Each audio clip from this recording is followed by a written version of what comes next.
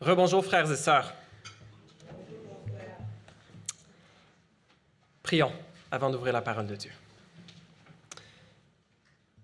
Ô Seigneur notre Dieu, merci pour ta grande bonté envers nous, pour ta grande bonté de nous avoir donné ta parole. Nous te prions alors que nous l'ouvrons, que nous la lisons, que nous la méditons, que tu nous parles encore à travers elle.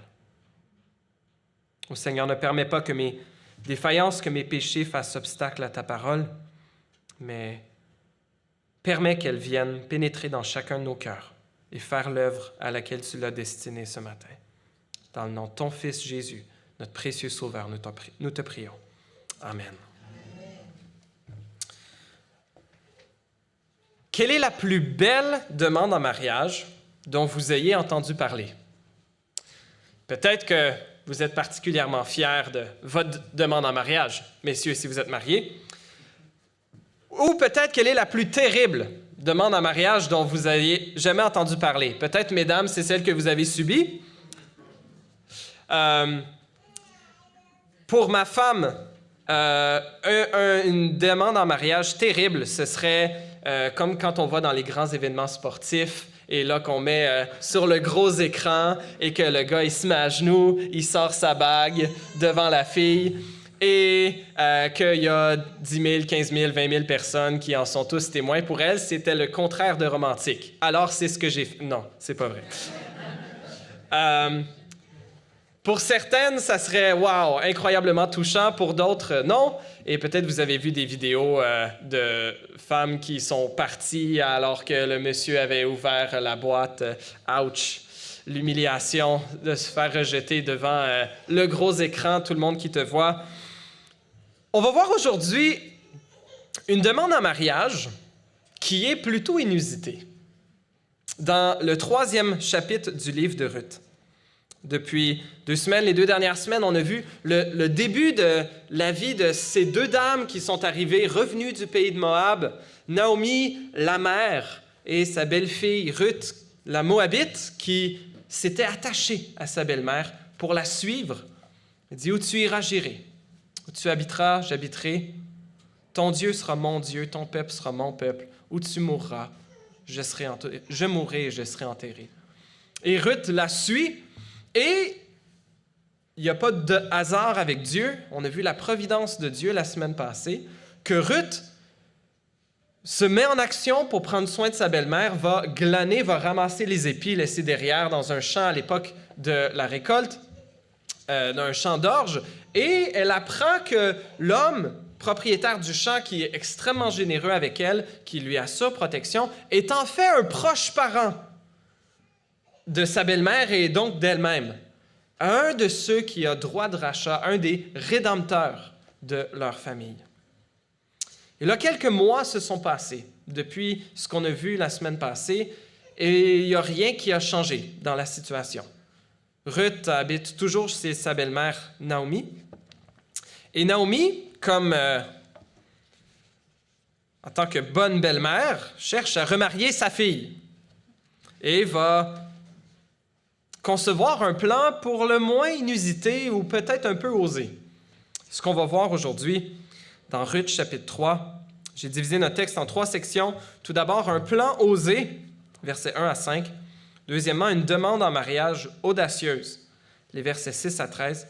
Et troisièmement, un gage de promesse généreux, versets 14 à 18. Vous allez voir les points, je pense, s'afficher à l'écran. Donc, on regarde aujourd'hui, on continue notre série Ruth, une femme de valeur et un Dieu rédempteur. Aujourd'hui, une demande en mariage inusitée. Lisons tout d'abord les 5 premiers versets où on voit un plan osé. On est dans le livre de Ruth, le 8e livre de la Bible, à partir du début, après le livre des Juges, avant Samuel, petit livre de 4 chapitres. On est au chapitre 3 aujourd'hui. Je lis la parole de Dieu dans le livre de Ruth, chapitre 3, versets 1 à 5. Sa belle-mère Naomi lui dit, « Ma fille, je voudrais assurer ton repos, afin que tu sois heureuse. Eh bien, Boaz, l'homme dont tu as accompagné les servantes, n'est-il pas notre parent? Or, il doit procéder cette nuit au tri de l'orge qui est dans l'aire de battage. Lave-toi, parfume-toi, puis remets tes habits et descends à l'aire. Tu ne te feras pas connaître à lui jusqu'à ce qu'il ait fini de manger et de boire. Quand il ira se coucher, observe l'endroit où il se couche. Ensuite, va découvrir ses pieds et te coucher. Il te dira lui-même ce que tu as à faire. Ruth lui répondit, « Je ferai tout ce que tu as dit. » Naomi, on l'avait vu en tout cas certainement dans la première semaine, était complètement atterrée par les circonstances de ce qu'elle avait vécu. Elle avait perdu son mari, elle avait perdu ses 2 fils, dans un pays étranger, se retrouvait sans enfant, sans mari.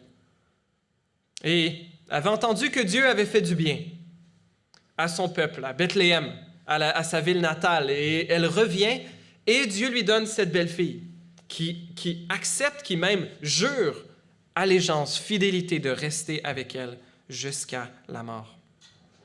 Et Naomi, on ne la voit pas avoir été particulièrement préoccupée pour le bien des autres jusqu'à maintenant. On dirait que les douleurs, les traumatismes, ce qu'elle avait vécu, elle s'était un peu enfoncée dans sa noirceur, mais maintenant, on l'a vu à la fin du chapitre 2, Dieu commence à leur faire du bien, entre autres à travers sa belle-fille. Et peut-être que Naomi est de nouveau capable de sortir un peu de son nuage noir et de considérer se donner pour les autres, le bien de sa belle-fille, entre autres. Et se dit, verset 1, lui dit même, « Ma fille, je voudrais assurer ton repos afin que tu sois heureuse. » Donc là, elle suggère, Boaz, celui au champ duquel tu vas glaner, et qui t'a fait un gros cadeau d'orge, qui t'a assuré protection, eh bien, il serait un bon pari pour toi, il serait un bon parti. Mais t'es une Moabite, t'es une veuve, et lui, il n'a pas fait de move jusqu'à maintenant. Alors, voici ce que tu vas faire. Tu vas te laver, travailler toute la journée au soleil, dans les champs. Elle ne devait pas être à son meilleur. Donc, tu vas te laver, tu vas te parfumer, habille-toi probablement de tes beaux habits, et là, tu vas descendre à l'air pendant la nuit. Tu ne vas pas te faire connaître à lui, tu vas rester à distance. Quand il va se coucher, tu vas enlever la couverte de sur ses pieds, puis te coucher juste à côté de lui. OK. Qu'est-ce que ça veut dire?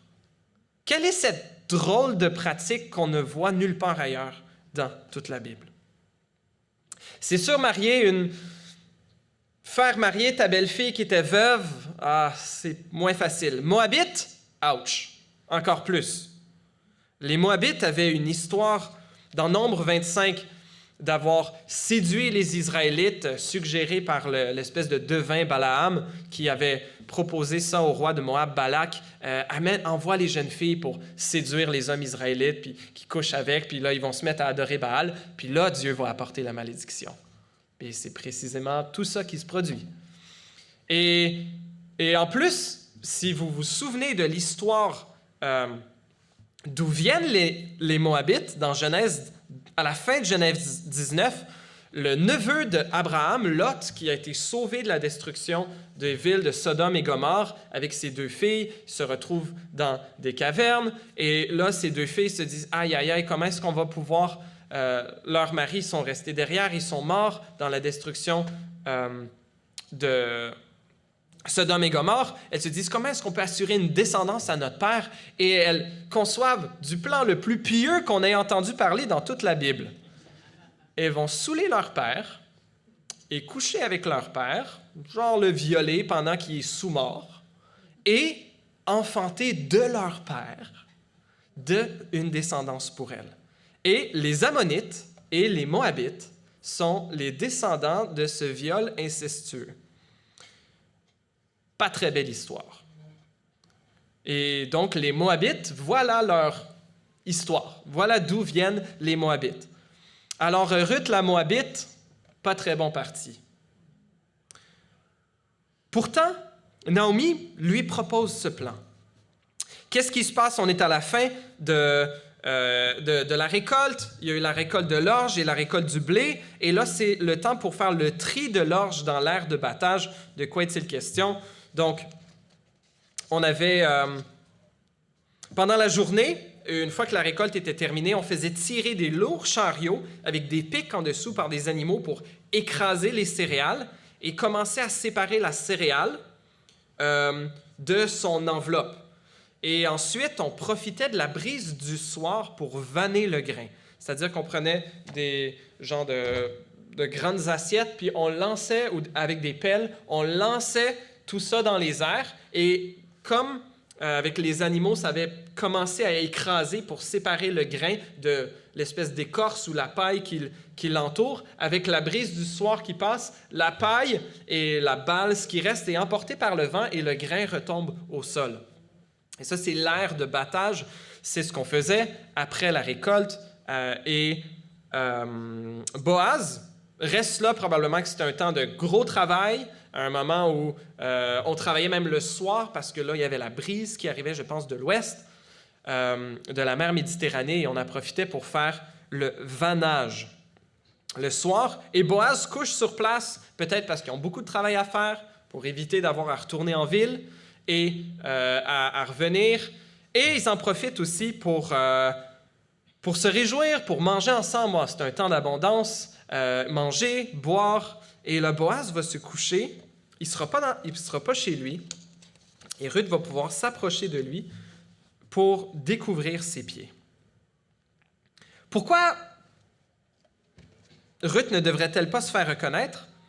Eh bien, il y a différentes propositions. Certains proposent que, au cas où Boaz rejetait la proposition de Ruth, eh bien, la réputation de Ruth pourrait être préservée. Ça éviterait un rejet public. Et peut-être aussi, pour Boaz, ne pas aller le voir un peu direct en ville, devant témoins. Rachète-moi, prends-moi comme femme, prends-moi comme épouse et assure une descendance pour moi, pour ma belle-mère. Et devant témoins, Boaz serait peut-être un peu mal à l'aise. Elle se dit, je vais l'approcher juste un à un. Et aussi ce que Naomi propose. Mais là, il y a des termes ambigus ici. Découvrir ses pieds. De quoi est-il question? Les commentateurs soit admettent qu'il y a une forme de tension sexuelle ici, soit essayent de dire non, c'est pas présent. Parce que on dirait qu'il y a, en tout cas, il y a plusieurs mots à double sens ici. L'idée des pieds, au niveau biblique, parfois est utilisée comme un euphémisme pour parler des parties privées. Donc, est-ce qu'elle aurait levé tout et se coucher à côté de lui? Est-ce que c'est la séduction sexuelle? C'est pas sûr. Peut-être que c'est ce que Naomi avait en tête, mais c'est pas ça que Ruth va faire. D'ailleurs, Naomi va lui dire, il te dira lui-même ce que tu as à faire. Mais on va voir que Ruth va prendre les choses entre ses mains d'une certaine façon.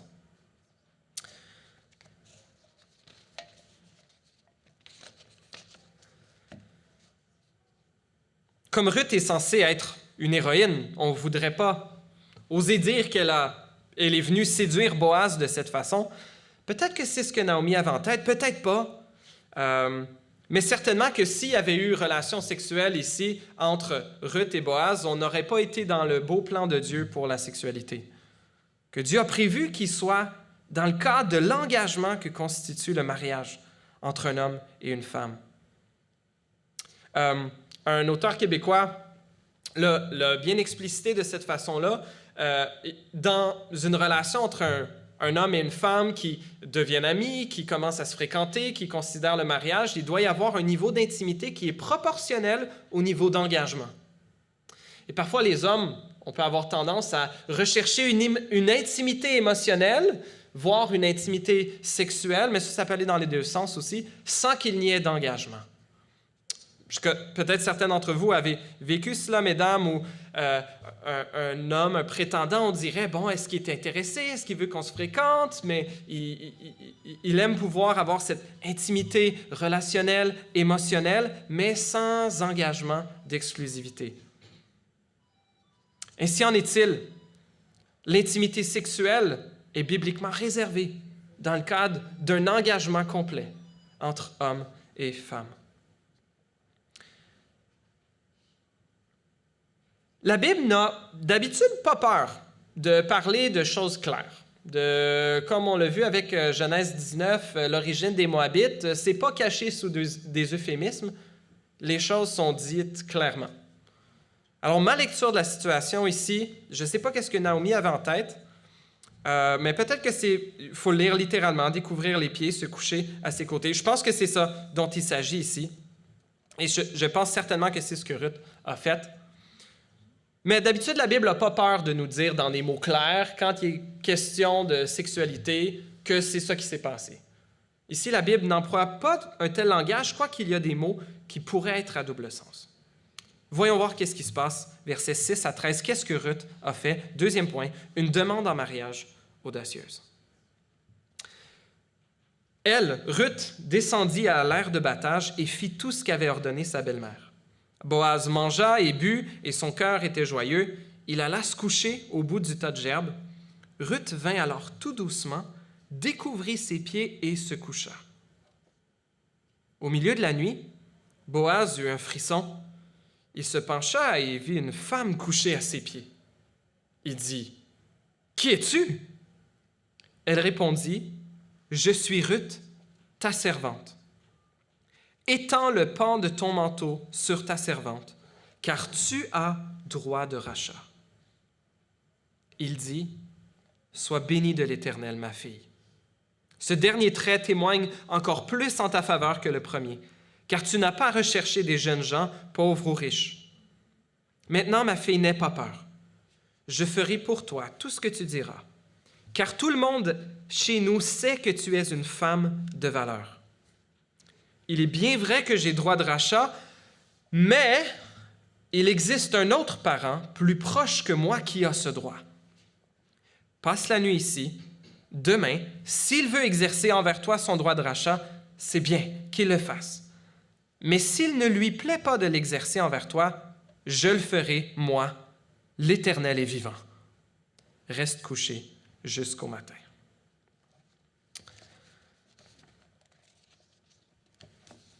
Comme prévu, Boaz, après une longue soirée de travail et de festivités, se couche à l'aire de battage. On dirait qu'il est pas mal tout seul. Ruth s'est fait belle, s'est mis propre, parfumée, etc. Elle s'approche de Boaz alors qu'il est couché, découvre ses pieds et se couche à ses pieds. Et ça dit au verset 8, « Au milieu de la nuit, Boaz, littéralement, trembla. » Normalement, ça peut être de crainte ou peut-être qu'il a sursauté ou il a eu, la seconde 21 traduit, il eut un frisson. Et donc, il se penche et voit une femme couchée à ses pieds. Au lieu de poser la question, « À qui est cette femme? » Comme il avait dit dans Ruth 2, verset 5, « À qui es-tu? » Il lui dit simplement, « Qui es-tu? » Il ne la reconnaît pas, il fait noir. Et là, Ruth lui répond, « Je suis Ruth, ta servante. » Et ensuite, elle lui fait cette demande en mariage, inusitée. Elle lui demande, « Étends le pan de ton manteau sur ta servante, car tu as droit de rachat. » L'expression ici, c'est « car tu es rédempteur ». Car tu es un rédempteur de sang, un rédempteur familial. Pour moi, ma belle-mère, tu es assez proche de nous pour être un tel rédempteur. Et elle utilise l'expression « étends le pan de ton manteau ». Ou peut-être, vous avez la Louis II traduit « étends ton aile sur nous ». Et c'est le même mot qui est utilisé en hébreu, le même mot que Boaz avait dit à propos de Ruth. Chapitre 2, verset 12, il avait prononcé une bénédiction sur Ruth. Il avait dit que l'Éternel te rende ce que tu as fait et que ta récompense soit entière de la part de l'Éternel, le Dieu d'Israël, sous les ailes duquel tu es venu te réfugier. Tu es venu te réfugier sous les ailes de l'Éternel, et elle lui redit le même mot qu'elle a utilisé, « étends ton aile », c'est un mot qui veut dire extrémité, qui peut parler à la fois de l'aile ou du bout d'un manteau. « Étends ton aile, étends l'extrémité de ton manteau sur moi, sur ta servante, car tu as droit de rachat. Dans Ézéchiel 16:8, Dieu utilise cette expression, à peu près la même expression, parlant de sa relation avec Israël comme étant une jeune fille nue que Dieu a vue et qu'il est venu couvrir de son manteau. Il dit, « J'ai étendu sur toi le pan de mon habit, j'ai couvert ta nudité et je me suis engagé envers toi. Je suis entré dans une relation d'alliance avec toi, déclare le Seigneur l'Éternel, et tu as été à moi. » Dans certaines cultures encore aujourd'hui, un des gestes symboliques lors d'une cérémonie de mariage, en Occident, il peut y avoir la cérémonie des chandelles, ou il peut y avoir d'autres cérémonies qui signifient l'unité des mariés. Dans certaines cultures, le marié étend un pan de son manteau au-dessus de sa fiancée, de son épouse maintenant, pour symboliser cette protection qu'il va exercer envers elle.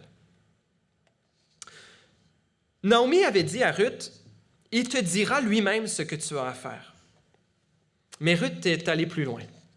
Elle n'a pas laissé place peut-être à l'ambiguïté qu'il y aurait eu. Boaz qui se réveille en plein milieu de la nuit, il y a une femme couchée à ses pieds. Est-ce que ça pourrait ressembler vraiment à une invitation sexuelle alors qu'elle est Ruth qui ne devait pas avoir de l'air ou sentir la même chose de ce qu'elle avait l'air quand elle travaillait toute la journée au champ? Mais Ruth lui fait cette demande. Et elle n'était pas vraiment dans une position culturelle appropriée pour faire une telle demande de mariage. Normalement, en Occident, on s'attend, et c'est la chose traditionnelle à faire, que c'est l'homme qui fait la demande de mariage à la fille, et si le gars n'est pas prêt à faire une demande de mariage, ben alors,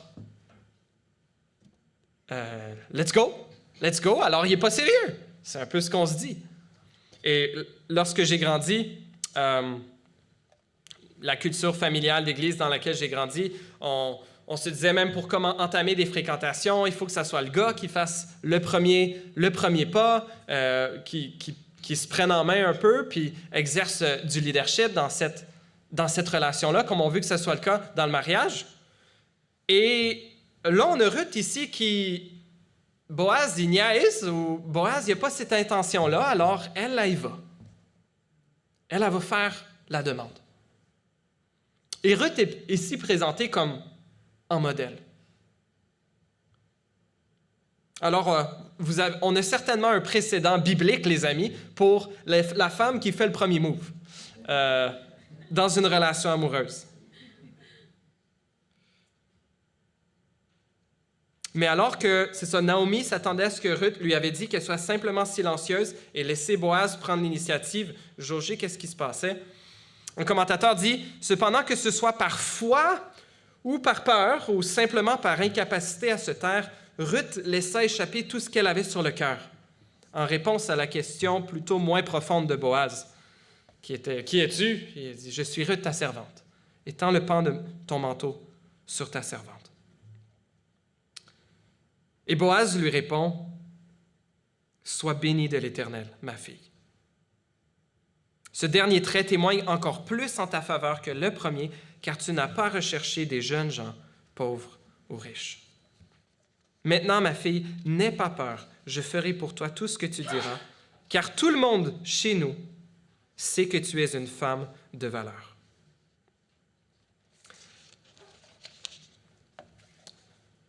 On sait d'après ce que Boaz dit ici, tu n'as pas recherché des jeunes gens, pauvres ou riches, en contradiction par rapport à lui. Alors, Boaz devait être d'un certain âge par rapport à Ruth. Il devait être plus vieux qu'elle, était peut-être même du même âge que sa belle-mère. Mais Boaz reconnaît le courage de Ruth et le fait qu'elle fait cela non seulement pour elle-même, mais aussi pour sa belle-mère. Et Ruth est consentante dans ça. Naomi l'avait demandé de ne pas venir avec elle, puis Ruth a dit « Non, non, moi je viens avec toi. » Naomi n'avait pas demandé à Ruth d'aller glaner. Ruth est allée par elle-même. Fait que si Naomi avait demandé à Ruth de faire quelque chose avec quelque chose qu'elle ne voulait pas, j'ai l'impression que Ruth aurait assez de colonnes pour dire « Non, non, moi je ne fais pas ça. » Donc Ruth est tout à fait consentante et elle-même fait cette demande en mariage, cette demande que Boaz rachète leur champ et prenne elle aussi en tant qu'épouse, comme on va voir la semaine prochaine. Ruth ne va pas d'abord pour la beauté. Ruth ne va pas, peut-être on pourrait dire pour la richesse ici, mais peut-être que c'est le cas. Lorsqu'on considère des critères d'un partenaire pour le mariage, malgré qu'on aimerait dans une société qui est libérée de ces critères, malheureusement, ce que notre société a fait en nous libérant, c'est peut-être nous ramener encore plus à la bassesse de nos critères de recherche pour un partenaire de vie. Quelqu'un qui est une fille qui est belle, puis un gars qui est riche. Et que ça revient souvent, malheureusement, dans le monde à ça. Chers amis, si vous cherchez quelqu'un pour vous marier ou si on veut enseigner ça à nos enfants, eh bien, je veux rapidement suggérer 3 critères.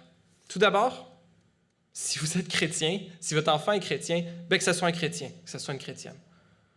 Que la priorité numéro 1 dans la vie soit la même priorité numéro 1 que un potentiel futur époux-épouse. Deuxièmement, que les plans de vie soient compatibles ou qu'on soit prêt à les faire fonctionner. Si la fille veut être missionnaire au Maroc et que le gars veut reprendre la business familiale de ses parents à Sainte-Thérèse en s'impliquant dans son église et sa communauté, c'est 2 bons plans de vie, mais ils ne sont peut-être pas vraiment compatibles. Alors, s'assurer que les plans de vie sont compatibles. Et troisièmement, s'assurer que la relation est bâtie sur de l'amitié, une amitié profonde. L'attirance physique va finir par s'effriter ou elle va fluctuer, mais que l'amitié soit une relation plus solide que l'attirance physique initiale. Donc Boaz dit à Ruth, verset 11, « Maintenant, ma fille, n'aie pas peur. » Il ne va pas profiter de la situation ambiguë. Il lui dit, « Je ferai pour toi tout ce que tu diras. » Et là, c'est intéressant ce qu'il dit, « Car tout le monde chez nous, ou littéralement, car toute la porte de mon peuple sait que tu es une femme de valeur. » Dans notre ordre des livres de la Bible, le livre de Ruth vient après le livre des Juges. Donc, c'est l'ordre selon l'arrangement grec de l'Ancien Testament, qui est celui qui est reproduit dans les Bibles chrétiennes. Mais dans les Bibles hébraïques, Ruth pouvait être placée à d'autres endroits aussi. Dans certaines Bibles hébraïques, Ruth apparaissait dans le premier de la 3e section, les écrits. Donc, après les prophètes, il y avait Ruth, Psaume, Job, Proverbes, etc.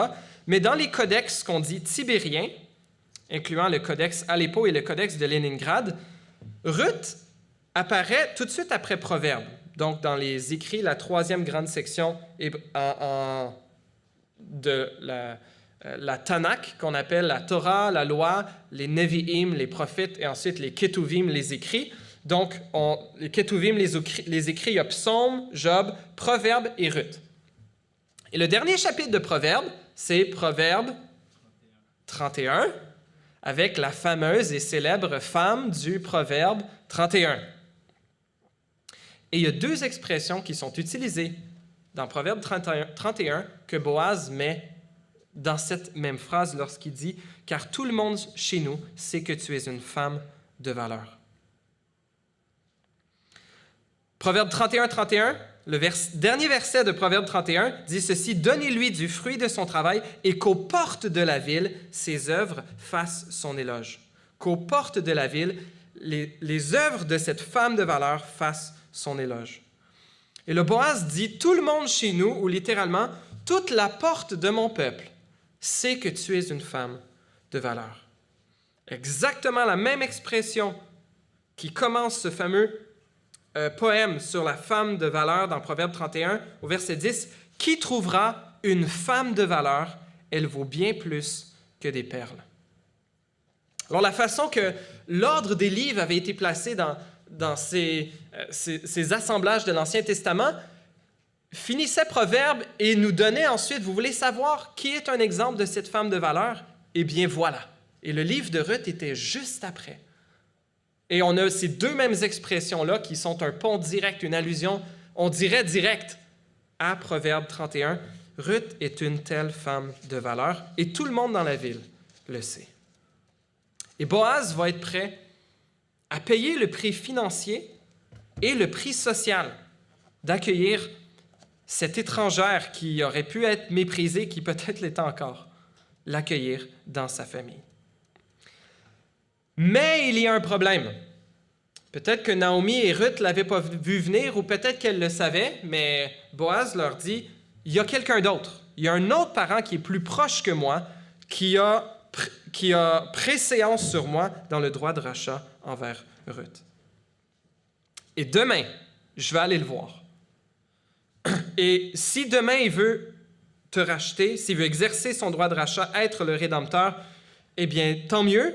Sinon, moi, je vais le faire. Et il fait ce serment, l'Éternel est vivant. Donc, aussi vrai que l'Éternel est vivant, je ferai ce que j'ai dit. Et Boaz assure que ce soit par l'autre membre de la famille ou par lui-même, Boaz va s'assurer qu'on va s'occuper de Ruth et Naomi. Troisièmement, versets 14 à 18, un gage de promesse généreux. Elle, Ruth, resta couchée à ses pieds jusqu'au matin et se leva avant qu'on puisse se reconnaître l'un l'autre. Boaz dit qu'on ne sache pas que cette femme est entrée dans l'aire de battage. Et il ajouta, « Donne le manteau qui est sur toi, tiens-le. » Elle le tint et il compta 6 mesures d'orge qu'il chargea sur elle. 6 mesures d'orge qu'il chargea sur elle. Puis il entra dans la ville. Ruth revint chez sa belle-mère et Naomi dit, « Est-ce toi ma fille? » Ruth lui raconta tout ce que cet homme avait fait pour elle. Elle dit, « Il m'a donné ces 6 mesures d'orge en disant, « Tu ne retourneras pas les mains vides vers ta belle-mère. » Naomi dit, « Ma fille, reste tranquille, jusqu'à ce que tu saches comment finira l'affaire, car cet homme ne se donnera pas de repos avant de l'avoir réglé aujourd'hui. » Un gage de promesse généreux. Donc, Ruth était couchée au pied de Boaz et Boaz veut s'assurer que les gens n'aient pas des mauvaises impressions sur ce qui se serait passé cette nuit-là et veut s'assurer qu'elle parte avant que les regards indiscrets donc, puissent déduire de fausses conclusions sur ce qui s'est produit. Cependant, il ne la laisse pas rentrer les mains vides. Comme Ruth rapporte qu'elle dit à Naomi, il dit « Tu ne retourneras pas les mains vides vers ta belle-mère. » La même chose que Naomi elle-même avait dit qu'elle revenait à Bethléem les mains vides. Bien, Boaz lui dit « Non, tu ne vas pas retourner les mains vides vers ta belle-mère. » Et il charge 6 mesures d'orge. On ne sait pas exactement de quel genre de mesure il s'agit. Cependant, le commentateur technique le plus réputé de Ruth, Robert L. Hubbard, mentionne que selon lui, c'est une grosse mesure qui fait que 6 de ces CA représentaient 80 livres d'orge que Ruth a porté sur son dos. Pas une femme frêle. Ruth de porter, si c'est bien le cas, 80 livres d'orge sur son dos pour rentrer jusqu'à la maison.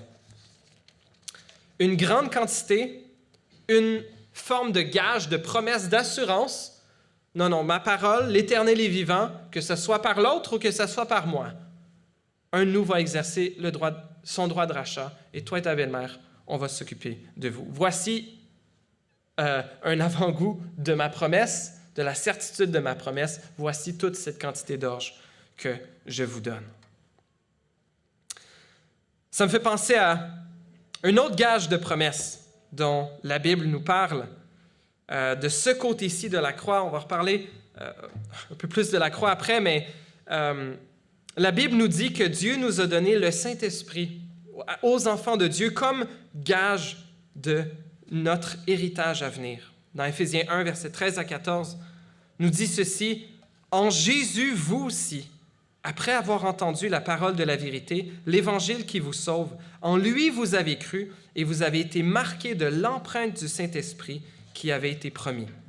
Il est le gage de notre héritage en attendant la libération de ceux que Dieu s'est acquis pour célébrer sa gloire. » Dieu place dans le cœur de ses enfants, de ceux qui croient en son Fils Jésus, un tel sceau, une garantie de cet héritage final que nous allons avoir, il place le sceau du Saint-Esprit sur nos cœurs en attendant la pleine libération que Dieu nous réserve. J'aimerais terminer avec 4 applications finales qu'on va regarder rapidement. Tout d'abord, je les ai mises à l'écran aussi, Dieu a de toute époque pourvu à des femmes de valeur parmi nous, comme Ruth. Sachons les reconnaître et les honorer. Ça tombe bien. Aujourd'hui, le Seigneur fait bien les choses. C'est la fête des mères aussi.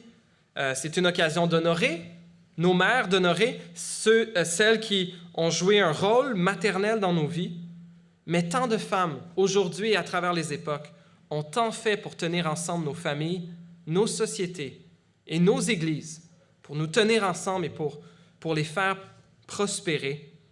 Nous avons une belle opportunité aujourd'hui d'honorer les femmes parmi nous et dans nos vies. Certes aujourd'hui, mais également à chaque occasion que Dieu nous donne. Merci Seigneur pour les femmes de valeur qu'il a placées dans nos vies et qu'il a placées dans nos églises. Merci, mes sœurs. Deuxièmement, la famille de Dieu surpasse les liens de sang. Et ça, ce n'est pas une application directe du texte, mais c'est une application de ce côté-ci de la croix, dans le contexte de l'Évangile de l'Église. C'est que malgré la bonté du mariage et des enfants, et les dons dont il s'agit pour plusieurs, ce n'est pas nécessaire d'être marié, d'être en couple et d'avoir des enfants pour expérimenter la plénitude de la famille de Dieu. Non, ça ne devrait pas être le cas. On peut être marié et se sentir très seul, comme on peut être célibataire et se sentir comblé de relations et d'amitié autour de nous. Et Jésus, d'ailleurs, a redéfini la famille la plus importante comme étant celle de l'Esprit de Dieu qui unit tous les enfants de Dieu en une seule famille. Dans Luc 11, 27, 28, Jésus parlait encore quand une femme se mit à lui dire du milieu de la foule, « Heureux le ventre qui t'a porté, heureux les seins qui t'ont allaité. » Et Jésus répondit, « Heureux plutôt ceux qui écoutent la parole de Dieu et qui la gardent. »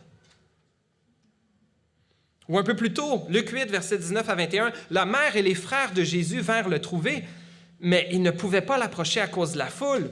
On lui dit, « Ta mère et tes frères sont dehors, et ils désirent te parler. » Mais Jésus répondit, « Ma mère et mes frères, ce sont ceux qui écoutent la parole de Dieu et qui la mettent en pratique. » Jésus nous enseigne que la famille de Dieu surpasse les liens de sang. Non pas que nous devons négliger d'honorer nos parents, ce commandement demeure, non pas que nous devons négliger nos responsabilités familiales, mais que la famille de Dieu a préséance.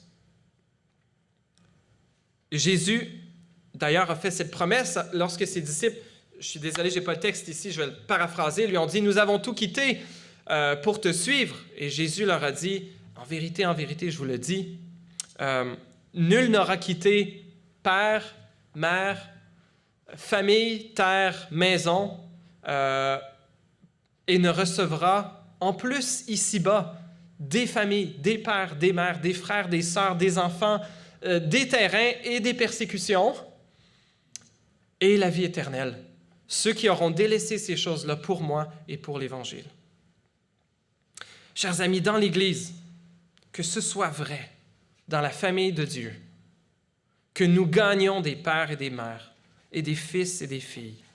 Et pour ceux d'entre nous qui n'auront jamais eu d'enfants biologiques ou adoptés, eh bien, l'Église pourvoit à des enfants. Pour ceux d'entre nous qui n'ont pas connu leur père ou leur mère, ou qui portent la douleur de relations parentales abusives, négligentes ou compliquées, l'Église pourvoit à des pères et des mères. Et ultimement, Dieu, lui, sera notre Père, notre parent parfait. La Bible utilise systématiquement le terme « père » pour parler de Dieu, et il est donc nécessaire d'utiliser ce même langage, mais Dieu n'est pas mâle, Dieu n'est pas homme ni femme.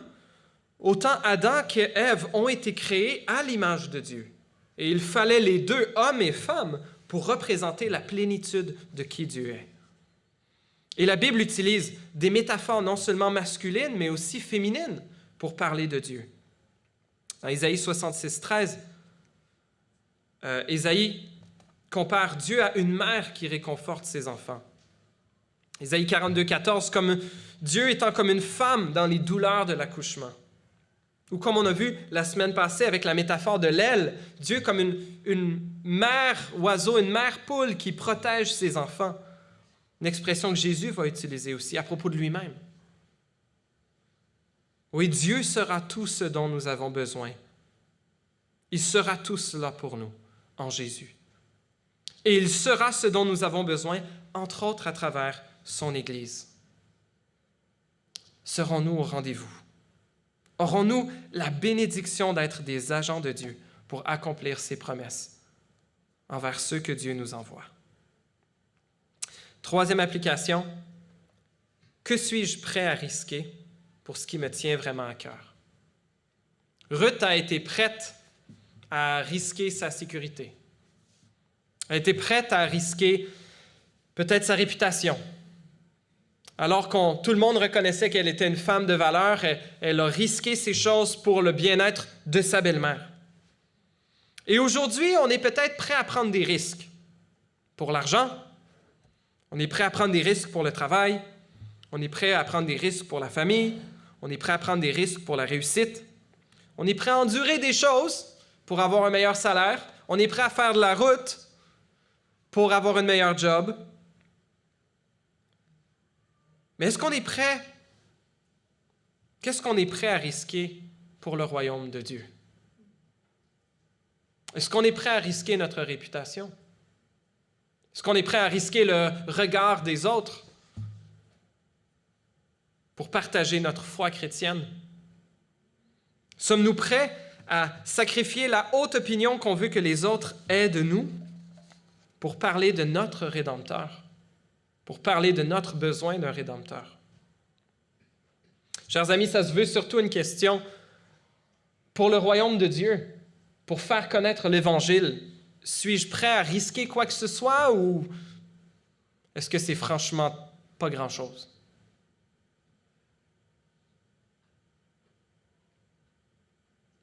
Le Seigneur Jésus nous a dit que si on avait honte de lui devant les hommes, il aurait honte de nous devant les anges.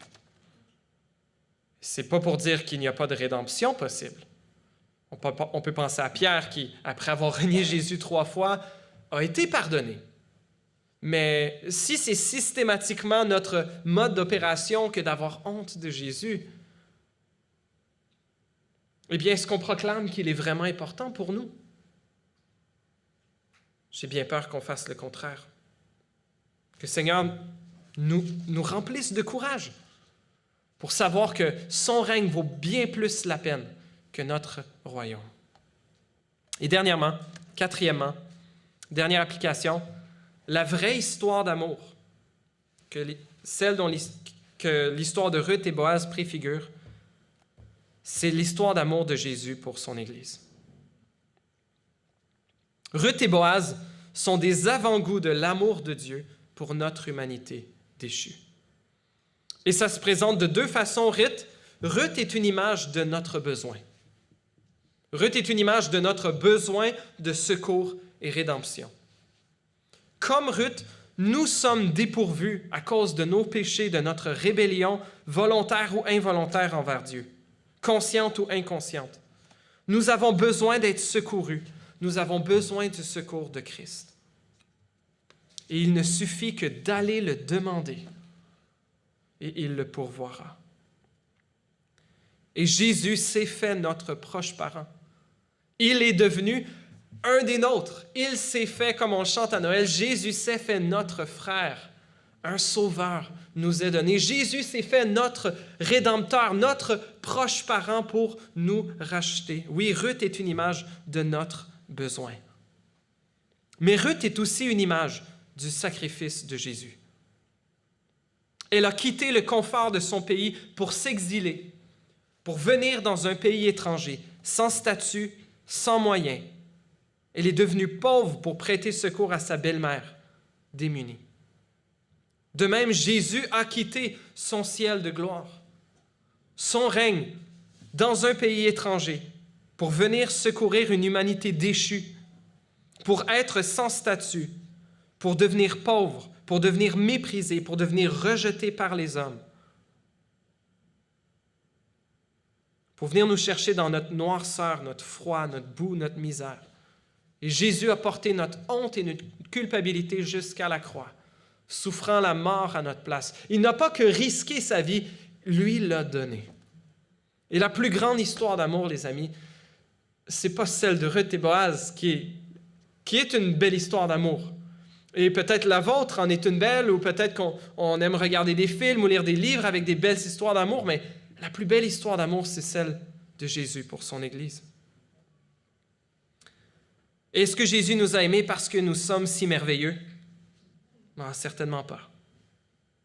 Mais parce qu'il était déterminé, parce qu'il était si déterminé à racheter des pécheurs perdus et qu'il savait que c'était le seul moyen de l'accomplir. Comme Ruth va simplement faire la demande à Boaz, « Rachète-nous, rachète-moi. »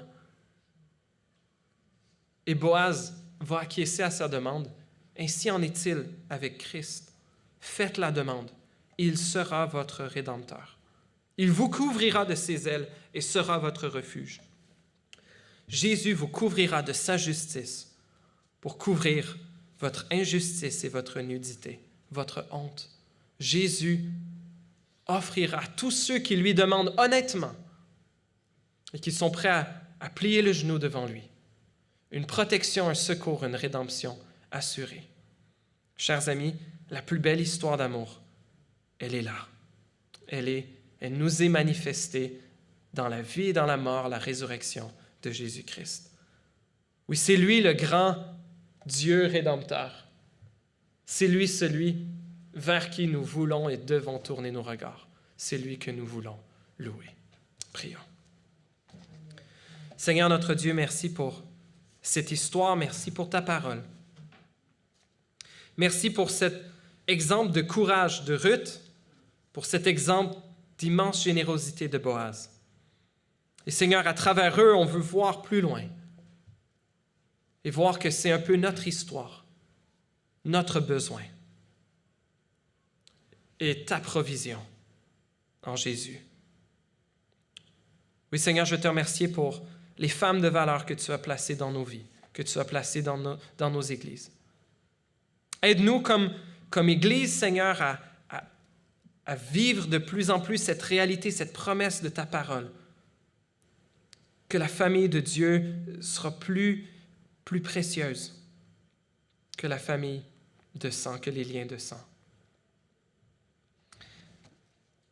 Seigneur, aide-nous à être prêts à risquer notre confort, notre réputation pour ton règne, pour faire connaître la gloire de Jésus.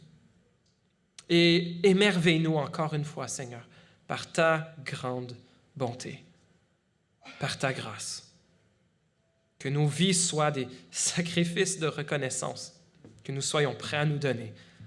Vie, corps, âme, tout pour toi, parce que tu le mérites tellement. Dans le nom de Jésus, on prie.